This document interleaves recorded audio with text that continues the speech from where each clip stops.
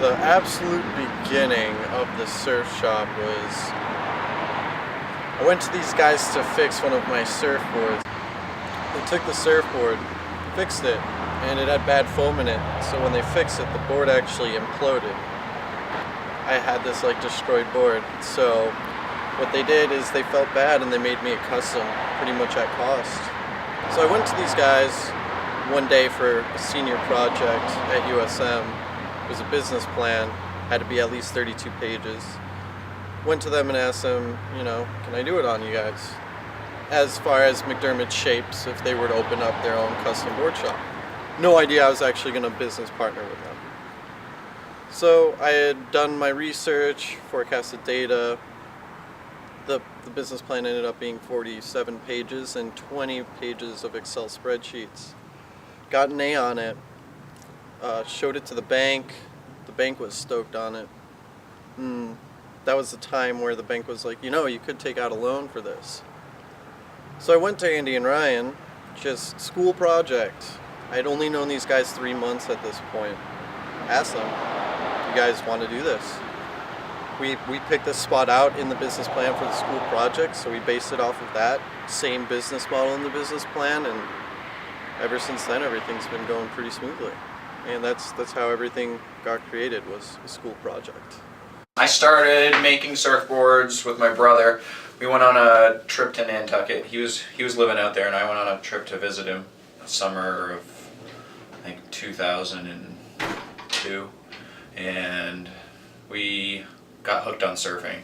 I came back home and wanted to buy a board, and they were like $750. This is kind of ridiculous. I'd been making boats, I'd been working in boat yards for like my whole life, and fiberglassing wasn't foreign, and my dad was a sculptor.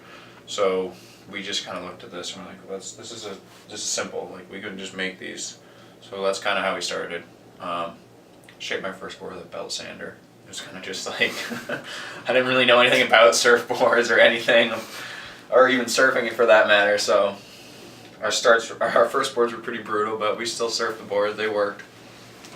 Just make a surfboard start to finish. We start with what we call a blank.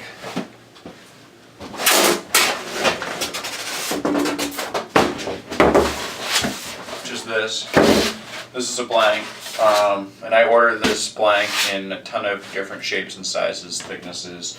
This is the rocker dimension, so you can specify, there's hundreds and hundreds of different combinations you can use for this blank. And I then take a planer, which is this power tool here. It's got just spinning power blades, hooked up to a vacuum so I don't make a huge mess. And I plane this whole thing down, kind of.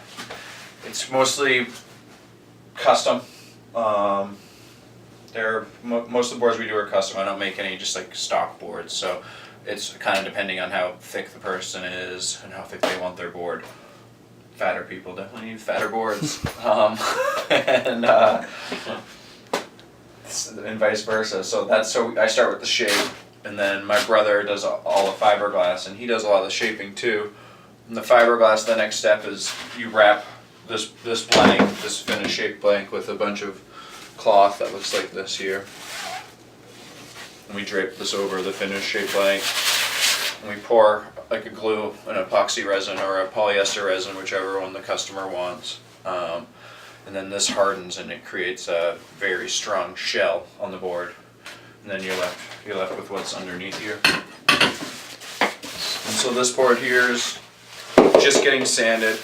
I've still got to polish this, but you can see it's now the hardened finish, and we insert fin plugs in here so to hold the fins in. And some people get 1 fin, some people get 5 fins, some get 3, some get 4. So it's all really custom per order. So 5 years from now, I can see us having bigger retail space, maybe a little closer to Higgins and Scarborough Beach, and have a couple more board companies in the shop. That's it, really. I mean, as far as myself goes, but whatever.